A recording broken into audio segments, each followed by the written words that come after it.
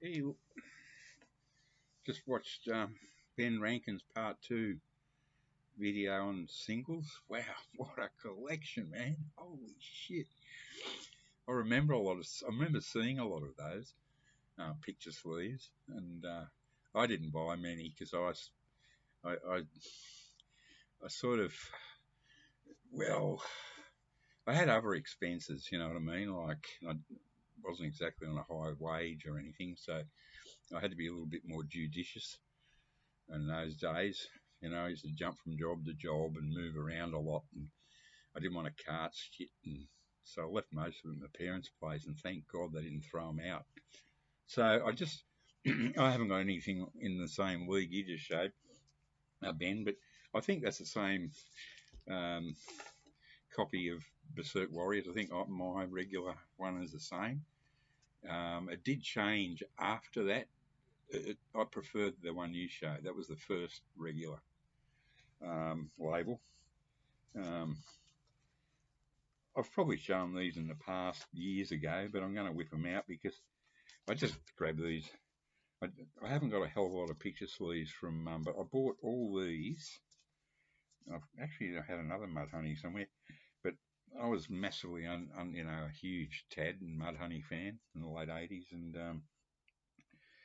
um, I just thought I'd whip some of these out. So this is Tad Jinx.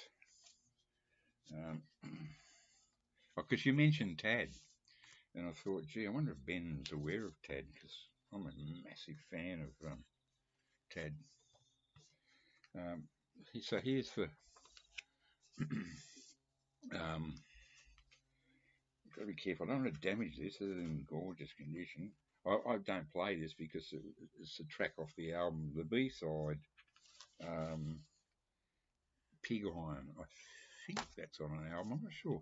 But here we have my yellow 1990 Wood Goblin Music Tad Sub Pop. Very bright here. Not much I can do about it. This is a cheap, lousy laptop.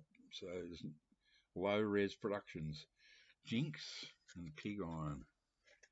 And on yellow vinyl. And it comes with the little insert, you know, promotion thing. So that's. I don't have a lot of picture sleeve 45s, unfortunately. But that's I get a real. Thank goodness you get them because I've got something to look at. Man, I got so excited about this shit. I think that was the last time I was really interested in music was the late '80s, early '90s. I mean, I bought stuff in the early '80s, in the early 2000s. Even bought a couple of trip hop and hip hop and you know, um, you know, some of that stuff, DJ Shadow, which I really love. But I can't think of anything I bought in the last 20, 25 years that could be considered a new release. So another Tad. This one's quite collectible. This is a double split, two bands here. Tad Sub Pop Damaged 1, recorded by Jack Endino at Reciprocal Recordings, Seattle. Photo by Charles Peterson, edition of 2500. And it's split with the band Pussy Galore. And it's Damaged 2, recorded by Kramer at Noise Studios, New York City. Photo by Charles Peterson, edition of 2500. Um,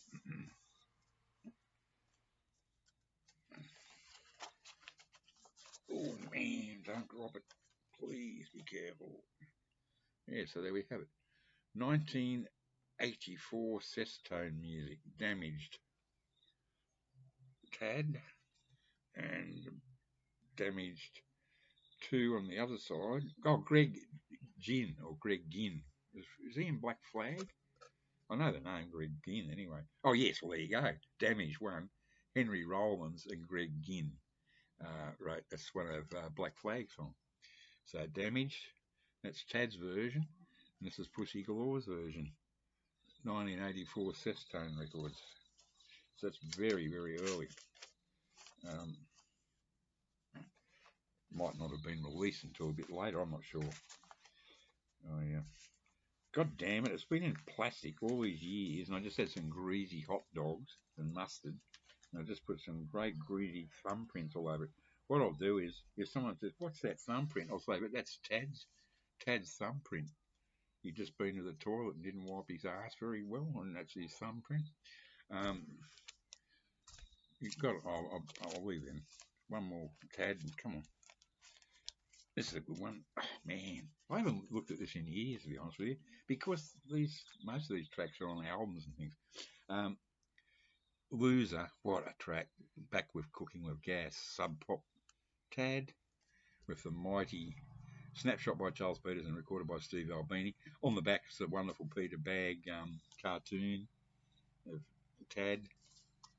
I love these things so much.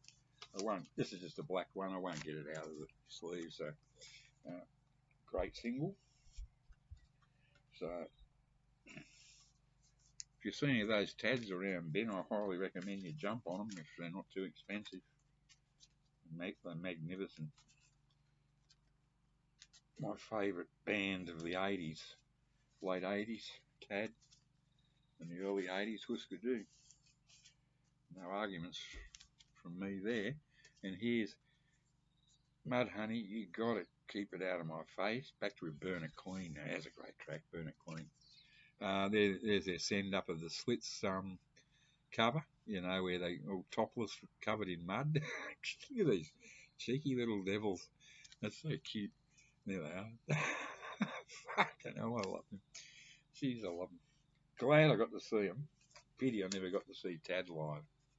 That would have just been heaven on earth for me to see them live. So it's just a black vinyl copy, and this has got a fantastic shot of the band in full flight. It's around the time I saw them. 89. I think it was 89 actually. Possibly 90. Not sure. I've been back from Canberra for a few years, so yeah, I think I've probably seen them around the time of this. Awesome concert with the King Snake Roost, great band from South Australia, and they were on Amphetamine Reptile Records label from the US. I think one of their tracks, King Snake Roost, could be on that Amphetamine Reptile album, Sex, Drugs and Fucking in the Streets.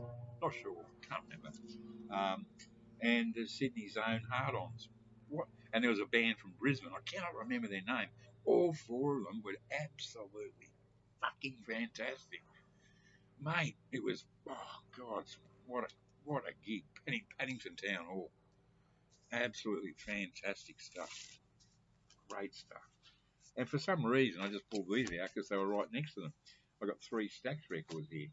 I got the wonderful When Something Is Wrong with My Baby and the awesome Soul Man,